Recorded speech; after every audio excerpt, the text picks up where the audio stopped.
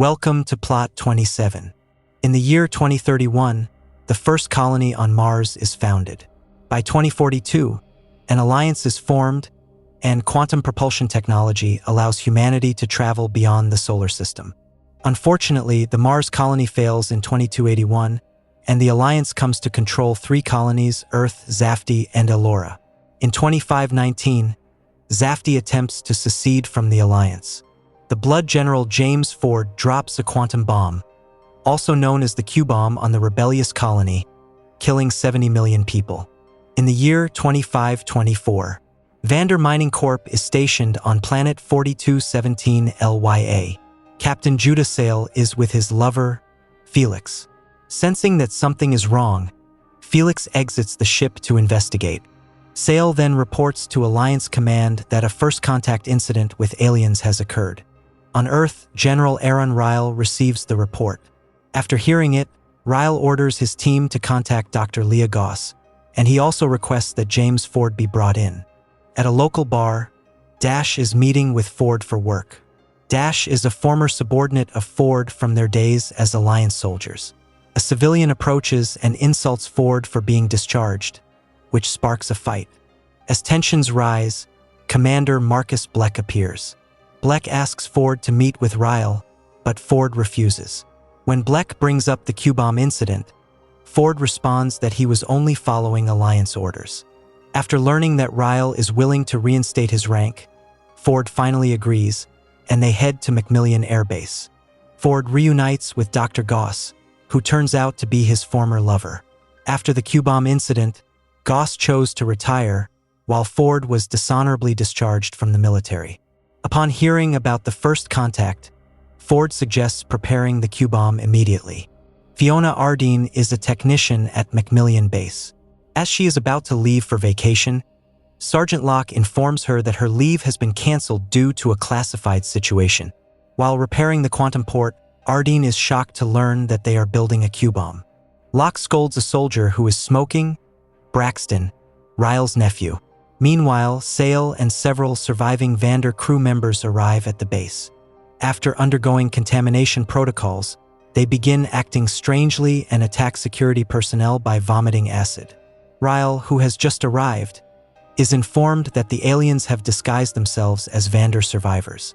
Ford and the others are in the armory when the aliens begin infecting more personnel through their blood. Seeing that Locke has been killed, Goss grabs a weapon and joins the fight.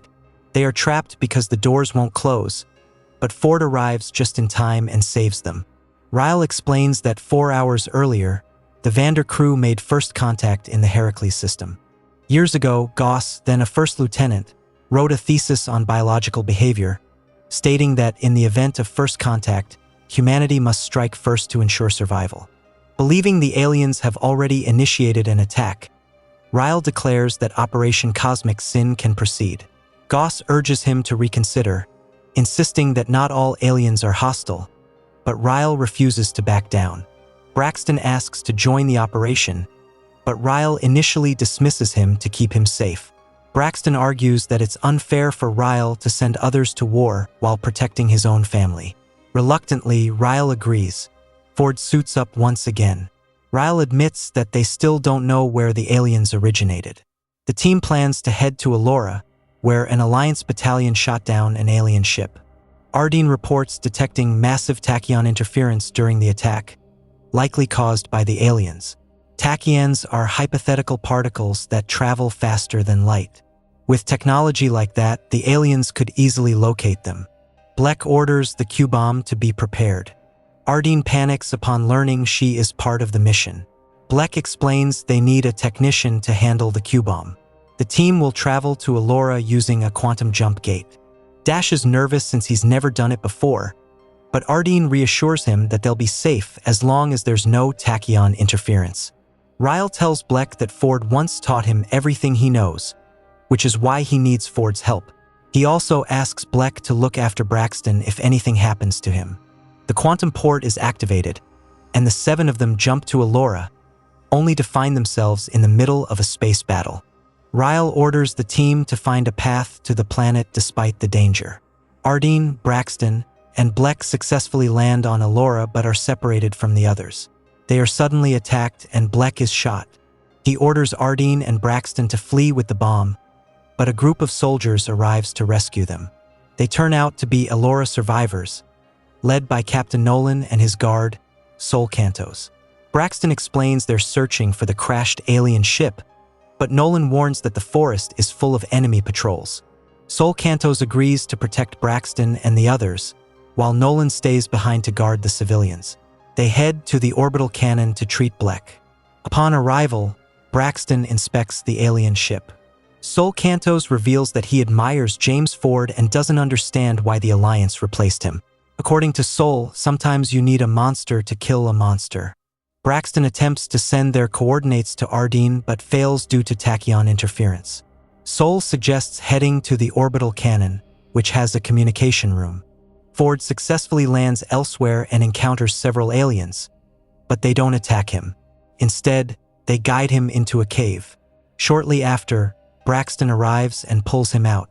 Braxton reports that he's obtained coordinates to the aliens' homeworld and urges Ford to return to base and locate the quantum port. At the orbital cannon, Ardeen discovers that the aliens use their own blood to reproduce. Braxton and the others arrive, and Ford sees that Bleck is critically wounded. Ardeen reports that the quantum port is useless due to extreme tachyon interference, and the Q-bomb must be fired from orbit. Seeing Bleck's condition, Ford performs euthanasia to ease his death. Dash survives and rejoins the team. Ardeen discovers that the aliens have created a stable quantum gate capable of linking any 2 points in the universe and deploying their forces instantly. She explains that they must go to orbit to launch the Q-bomb, but detonating it would technically pull them into the black hole it creates. Ford realizes that the aliens don't intend to destroy humanity, they plan to colonize it. Ardeen believes that if they can reactivate the orbital cannon, they can fire the Q-bomb into space and collapse the quantum gate of the Sigia, an aggressive alien species that conquers other worlds. After activating the orbital cannon, Ardeen hears Ryle's voice. He's trapped in space. She reports that Bleck and Goss are lost. With his suit damaged, Ryle decides to approach the Sigia gate and initiate self-destruction. He asks Ardeen not to tell Braxton and to let him believe his uncle is already dead. Meanwhile, Ford and the others regroup at a forward outpost. They are shocked to discover that the Sigia have infected Goss. Using her as a host, the Sigia leader offers them a chance to surrender, but they refuse. The Sigia forces advance, and the battle begins.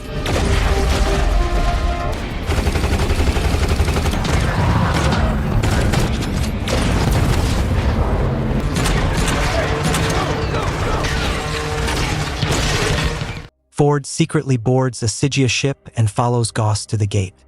Once the orbital cannon reaches 100% power, Ardeen launches the Q-bomb, while Ryle prepares to sacrifice himself to close the gate. Goss manages to stop the bomb, telling Ford that the Sigia do not want peace. Ford is blasted back to Elora, while Goss drifts through the gate.